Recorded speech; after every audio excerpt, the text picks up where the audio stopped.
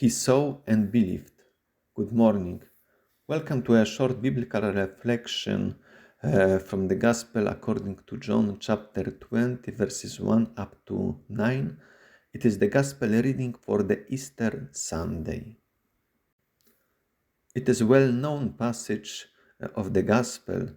We can distinguish here two parts. The first part focuses on Mary of Magdala, what she did, and the second part on the reaction of the disciples of Jesus, Peter, and the other one which is not named by name but in descriptive form, the other disciple whom Jesus loved.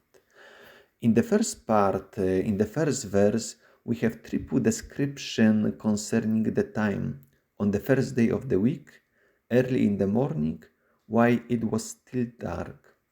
In particular, the last expression, while it was still dark, we can connect it also to closing verse 9 when we read, "For they did not understand the scripture, but he had to rise from the dead."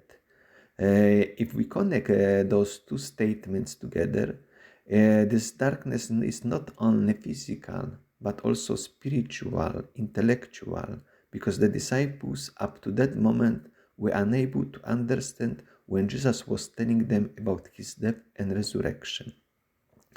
In the whole text, we have also plain on words, which this translation covers it up because, for example, there are three different verbs concerning sight, while here in this translation we have translated always saw.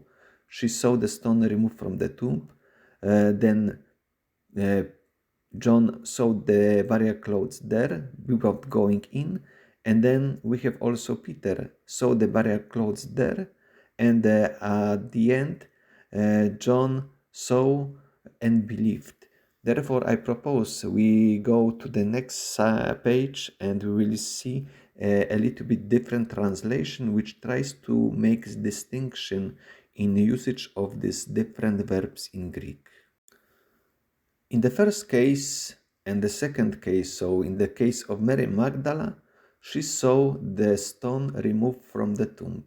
It was just looking at something exterior from outside. And similarly, when John reached to the tomb without entering in, he saw the burial clothes there. Then, concerning Peter, he entered in, and there is different verb use, which I translated here as to look at. He looked at the burial clothes there, so only just noting what is there. And finally, the last verb, which concerns now John when he entered the tomb, we read, he perceived and believed. I translated this in such a way because, for example, we can go to parallel texts. Here I chose Matthew chapter 13, verse 14. We could go also to the teaching of Jesus in parables in the Gospel according to Mark chapter 4, but I prefer to use this text from Gospel Matthew. With them indeed is fulfilled the prophecy of Isaiah which says, "You shall indeed hear, but never understand. You shall indeed see, but never perceive."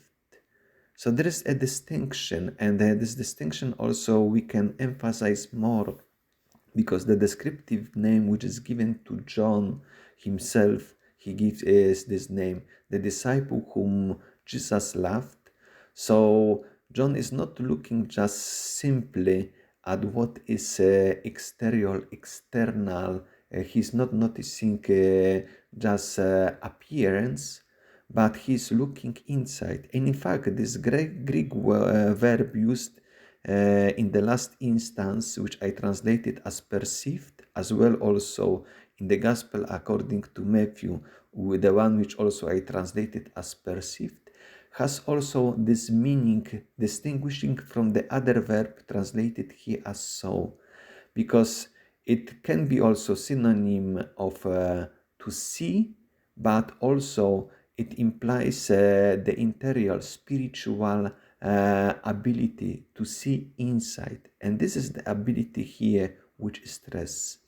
John, when entered the tomb, he not only saw, but he looked inside, so he perceived.